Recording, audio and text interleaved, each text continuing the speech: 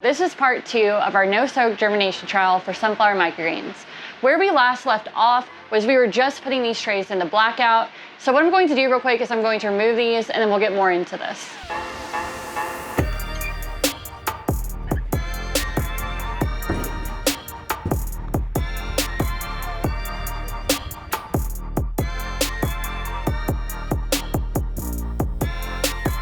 Here in front of me, I have 4 trays of sunflower microgreens. Each one of them were seeded with 125 grams of seed per tray. The only main differences here is how they were seeded and also how we did no soak and how we did a soaking. These 3 trays right here were not soaked at all, and this one over here, the seeds were soaked. Starting over here on my right on this orange tray, these seeds were seeded directly at the very bottom on the mesh tray itself, and then we covered it with a layer of cocoa. Next on my green tray, these were seeded halfway up on a layer of cocoa and then covered up with a little bit more of that grow medium. On my pink tray, they were seeded directly on top like we usually would do. The only difference between these two is these ones were not soaked at all and these ones over here were soaked for an hour. During this test, we were extremely shocked with how no soak actually performed. And if you look at this, it is quite comparable to our soaked seeds, which is amazing results for us to get. As for our 2 trays over here though, this is gonna get messy, and we went over this a little bit in the last video. I wouldn't recommend doing it this way because it's so much further behind all these trays, and you can already see the shelf on this one. Can you imagine what the shelves is gonna be like on this one? It's gonna be a very messy tray. Now on this one over here, it did look like it kept up over here, but you just get these low spots from where it couldn't break through the grow medium, which means it is gonna have inconsistent growth compared to over here where it's very leveled, and that's what you want whenever you're growing your microgreens. Now all 4 of these trays in front of me, they have been growing for 5 days now. One of those days was a blackout. So what we gotta do today is we're going to be putting them all into light. Now that leads me over to these 2 over here because they are quite a bit further behind, and also we have all this going on top. This is the issue with seeding under a layer, especially for bigger crops like this, because it will push all that up and create this shelf of cocoa, which means I need to now take this all off of here and either just throw it in my trash or I can put it on a little tray or something like that.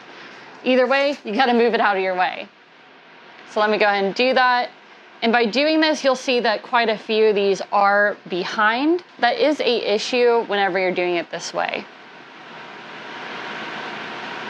And the reason why I'm moving this off is so that the plants can be freed and they can also get the same amount of light and we don't get a super wonky tray. And that way you also don't have a giant mess that starts to happen whenever this begins to push more of it out. Another issue that you're gonna run into as well by doing it this way, you can see that every single one of these is dirty. There's the medium all over it, and that is the issue with seeding underneath. That means that what we could do is we could actually top water this, and that way it begins to clean off the product and washes it all down to the bottom, but it still won't be as clean as these over here. Now this is another good point to talk about how many seed holes are still connected to these. Every single one of these almost has one throughout the entire thing, and I guarantee right underneath here there's gonna be even more.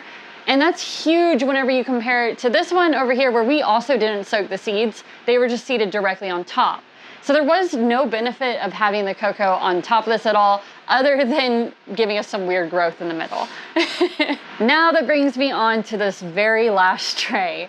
This one is a bit of a disaster. The growth is so far behind and it's still underneath about 1 inch of cocoa. And on top of that, because it is so far behind, it's a little bit harder to pull all of this off of there than it is on the others. Another thing that we're gonna have to figure out, because it is underneath that inch of cocoa, is what to do with all of this. It's a little bit harder to get it off of this compared to this one over here because this one had pushed a lot of it upwards and this is still very close to the crop, which means we're going to run into probably an even bigger issue with seed holes on this because it hasn't had that time to push through. Another issue that we'll probably run into with this tray is because we are going to be removing a lot of that grow medium and they were planted directly onto the mesh tray, that means there's not going to be much medium left over to actually retain all that water that this crop is going to need. So it's something to be aware of with planting it this way. I'm gonna do my best to get this layer of cocoa removed from this tray and I'll see you guys in just a second. Whenever you have a tray like this and you're trying to remove the cocoa, you gotta be really careful because they are gonna be very loose sunflowers and you don't wanna pull out too many of them what I like to do is I kind of go in like one of those claw grabbers that you grab the stuffed animals and stuff out of, and you just kind of go like that and loosely just grab it. Compared to the other methods, I would say that this is not only a lot messier, but it's also a lot more time consuming. If you're looking for a way to take away time, like why would we do no soak on this and then plant at the bottom and take almost the same amount of time to remove all this? It just doesn't make as much sense as doing one of these methods over here. And even this one was a lot easier than this method. Now, since I'm gonna be top watering these two trays, I'm gonna top water these two as well. That way we keep everything consistent for this entire test. So let me go ahead and do that. And I'm just gonna quickly do this. I don't wanna give them any more water than that, because if I give them too much water, we're gonna run into other issues, so that's perfect. So let's go ahead and do another quick pass on this one as well. I'm gonna put these underneath their light source, and I'll catch up with you guys tomorrow and we'll see if there's any big differences. Today is day 6 of our sunflower grow. They have now been in the light for 1 full day, and I wanna go ahead and talk about what's going on each one of these. So starting over here on my right, this tray where they were planted at the very bottom is still looking like a big disaster. We're seeing very inconsistent growth. But I will say the one benefit I am seeing is we have a lot of these red stems coming through, which red stem really helps with getting more of a nutty flavor and makes sunflowers taste even better. So that is good there, but as far as everything else going on this tray, it's a big fail. Now on to our next one where they are planted halfway up. It looks pretty decent. I wouldn't say it's terrible. Not great, not terrible. Definitely not what I would expect from my crop. I'm seeing a lot of seed holes. There's one big low area over here.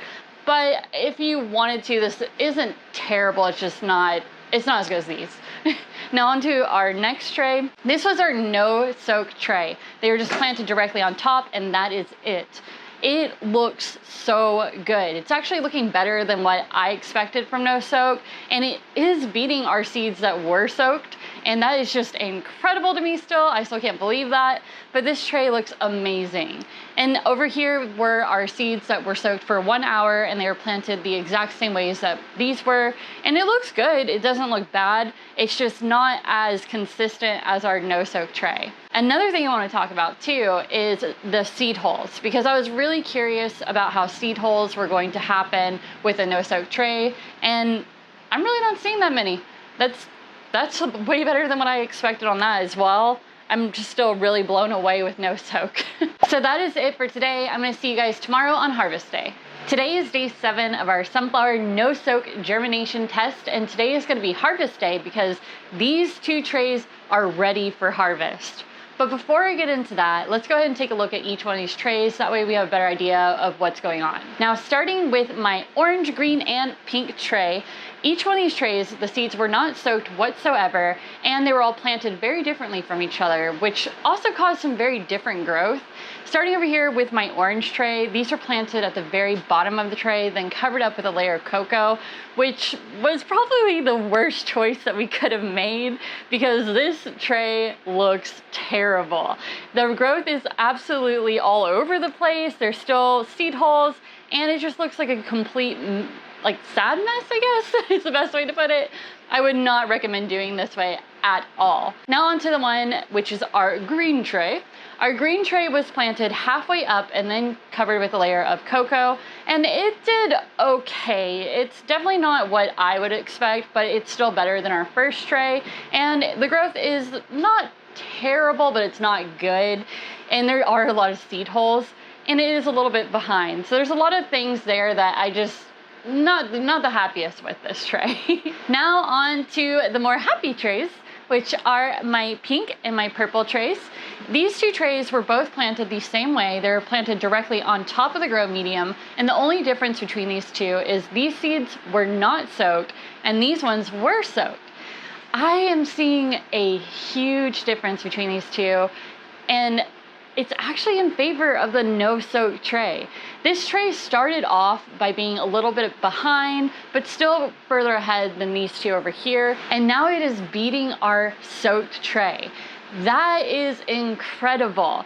And the other thing that's great to see here is look at the seed holes. You barely see any at all, which usually the reason why you soak seeds is 1, because it helps with germination, and 2, because it also helps get these seed holes off. But apparently you don't have to soak them and you'll still get good results like we see here. What I'm going to do now is I'm going to get both of these trays harvested because they are ready for harvest.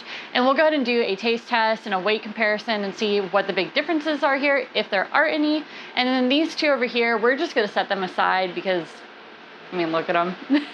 They are not ready for harvest at all. So I'll see you guys here in a moment. Moments later.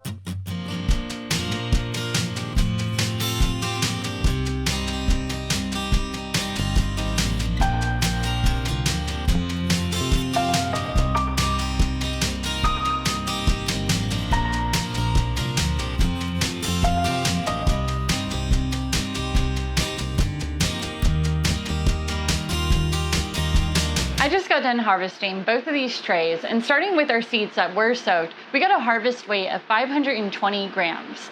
Then on our no-soak tray, we actually got a harvest weight of 615 grams. That means that there was a 95 gram difference in favor of our no-soak seeds. That is huge. Something else that we also noticed was the difference in the root structure on both of these trays. The root structure over on our no-soak side was actually much better than our soak side. The only other thing that I noticed while harvesting is that there was a slight height difference between the two in favor of the ones that were not soaked. Also, while I was harvesting, I was taste testing these because I couldn't help myself, and they tasted the exact same. From this point forward, we're gonna start going with the no-soak method, because in the past, what we used to do was we would weigh out our seeds, rinse them off, then soak them, then plant them, and that was just a lot of work. Compared to over here, all we did was we threw them on top of the medium, watered them, and we stepped away. Another thing that was really awesome with this is usually we would have to go through and spot treat with sunflower because they tend to decay and start molding, but we actually didn't see that at all on the no-soak side, so it saved us a lot of time and hydrogen peroxide on having to do that. All right, you guys, that is it for this experiment. Remember that we always encourage you to go and do your own germination trials because every batch of seed is going to be completely different, and what may work the first time might not work on your new batch of seeds, so it's always good to go ahead and test that. If you enjoyed this video, be sure to give us a big thumbs up, and if you dislike it, give us a thumbs down. If you have any questions or comments, please leave them in the section below. And also, we have a Facebook and Instagram. They're both at On The Grow Farms, and we have a website that is www.onthegrow.net. Thank you for watching, and keep on believing.